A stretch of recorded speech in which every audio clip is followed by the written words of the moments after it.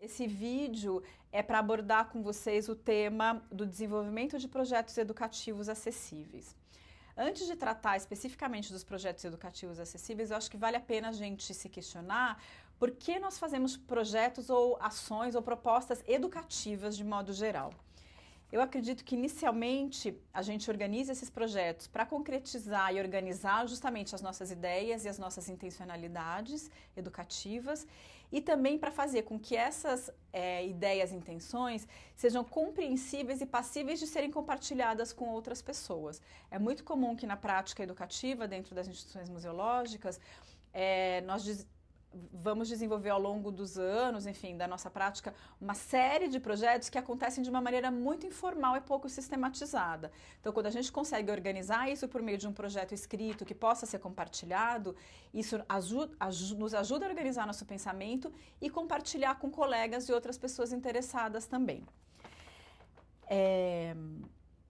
A gente também tem que estar ciente que um projeto, como o próprio nome já diz, ele é um devir, é um vir a ser, ele é um projétil, é algo que a gente... É um ponto de partida que está passível de ser transformado ao longo do tempo e da interação dos diversos atores envolvidos, né? E que ele vai ser construído, na verdade, justamente no diálogo entre os educadores dos museus, os educandos e suas organizações, instituições de origem, isso idealmente. Nós trabalhamos aqui numa perspectiva de que um projeto educativo ele deve ter alguns itens muito básicos para a sua organização, né? Seja ele acessível ou não, né?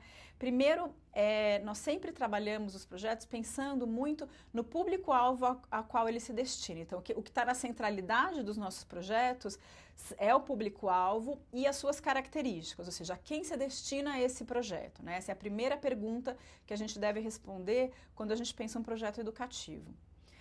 A segunda pergunta é o que esse projeto pretende alcançar? Quando a gente responde essa pergunta, na verdade, o que a gente está delineando é quais são os objetivos desse projeto ou proposta. A terceira pergunta é como ele será feito, ou seja, qual vai ser a sua metodologia de desenvolvimento, a sua seleção de objetos museológicos, de temas a serem trabalhados. Um quarto item pode ser uma decorrência dessa seleção, que é uma indicação de atividades que podem ser práticas, interpretativas, poéticas, né? Como a gente vai trabalhar esses temas por meio da nossa prática. Um quinto item ou pergunta é por que esse projeto deve ser feito? E aí a gente responde a questão que é ao item que é qual a justificativa desse projeto ou qual a justificativa das suas escolhas temáticas e atividades. Um sexto item, e aí eu acho que se refere especificamente aos projetos educativos acessíveis, é uma indicação de continuidade do projeto que pode se dar no próprio museu ou na organização de origem do grupo. E por que eu digo isso? Porque para os grupos com dificuldades de acesso ao museu, nós, a equipe da Pinacoteca, de educadores, acreditamos que a continuidade é fundamental, né? Que para alguns grupos, um encontro apenas, uma visita apenas, não é produtivo, às vezes pode até ser contraproducente, apenas uma percepção da distinção social, né? Se a gente pensar em grupos em situação de vulnerabilidade social. Então, pensar projetos continuados com grupos com dificuldade de acesso é fundamental para que possa ser bem sucedido esse contato com o museu e ter resultados mais consistentes. E por fim, fundamental em todo projeto educativo, uma sugestão de avaliação do projeto, né? Então, a gente responder a pergunta, como saberemos se alcançamos nossos objetivos e se o processo como um todo foi produtivo? E aí pensar em possíveis instrumentos de avaliação, que podem ser questionários, entrevistas, rodas de conversa, grupos focais, né? Aí existe toda uma gama de possibilidades avaliativas que a gente tem que buscar na bibliografia específica de avaliação e entender o que é mais interessante e potente para o nosso público-alvo, quer dizer, todos esses itens, eles têm que estar muito vinculados às características do nosso público-alvo, né? Então, pensar se é um público que não é totalmente alfabetizado, como que eu vou elaborar as minhas propostas educativas? Eu vou ter que considerar isso e pensar em atividades que sejam verbais, orais, não escritas, em processos avaliativos e idem, né? Então, dependendo da faixa etária, pensar nessas questões que sejam compreensíveis para o repertório deles, para para suas capacidades, condições cognitivas, físicas, né, no caso de idosos. Então, tudo isso tem que estar muito vinculado às características do público-alvo. Para exemplificar rapidamente, eu posso usar a minha própria prática aqui na Pinacoteca junto aos programas educativos inclusivos, que justamente são programas educativos que desenvolvem projetos acessíveis, né? Junto a pessoas com deficiência, a pessoas em sofrimento psíquico, a pessoas em situação de vulnerabilidade social, a grupos de idosos, ou seja, com pessoas de 60 anos ou mais, e também a equipes dos funcionários da Pinacoteca. Apesar de serem programas específicos com equipes e metodologias, algumas muito próprias, né, a partir dos públicos-alvo, por exemplo, para os públicos com deficiência e idosos, há uma ênfase muito grande na multissensorialidade. Para os idosos, há uma ênfase muito grande também em aspectos ligados a trabalhar questões da memória individual e coletiva.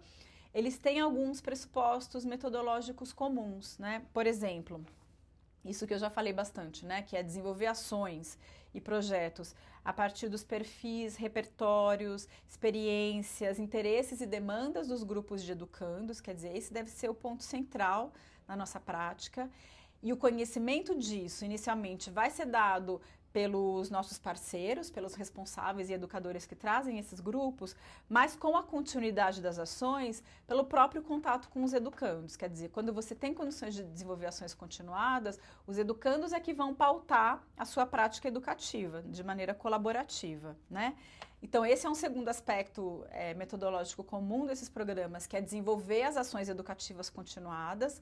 Não existe um número rígido nesse sentido.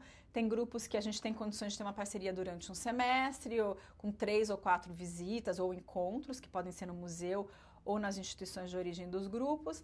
Tem grupos que a gente recebe aqui mensalmente ou bimestralmente há anos já, né? Então, é muito orgânico nesse sentido e vai depender das condições dos parceiros.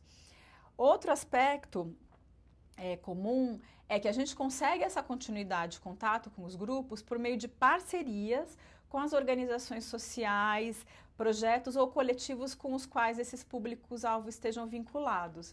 Então, é sempre um processo de triangulação. Então, a Pinacoteca, por exemplo, tem muitos processos educativos com grupos de adultos em situação de rua do entorno do museu. Nós, os educadores do programa, jamais vão chegar direto nessa população e organizar uma visita e trazê-los ao museu. É sempre por meio do contato com alguma organização social, que pode ser do terceiro setor, pode ser do poder público, pode ser um coletivo ou movimento social, que já trabalhe com eles. A gente vai sentar junto, pensar uma agenda de trabalho e começar a organizar as ações e as visitas ao museu. E, por fim, um outro pressuposto metodológico comum que a gente tem nesses programas é atuar na formação de profissionais que atuam com os públicos-alvo. Então, nós temos 3 formações que ocorrem anualmente, uma voltada a profissionais que atuam com pessoas com deficiência e em sofrimento psíquico, uma voltada a educadores sociais que atuam com pessoas em situação de vulnerabilidade social e uma voltada a profissionais que atuam com idosos. E aí são grupos muito heterogêneos, então tem desde educadores sociais, assistentes sociais, psicólogos, terapeutas, gerontólogos, educadores, professores de salas inclusivas, no caso das pessoas com deficiência, né? São grupos bastante heterogêneos de profissionais e a ideia dessas formações é que eles possam se apropriar da Pinacoteca, dos museus e dos equipamentos culturais como subsídios ou recursos educativos e parceiros para suas práticas já existentes. Então, eles entenderem como a partir do que eles já fazem nas suas práticas socioeducativas, como o museu pode colaborar nesses processos em parceria com eles, né? Quer dizer, incentivar a sua autonomia socioeducativa utilizando o museu como um recurso.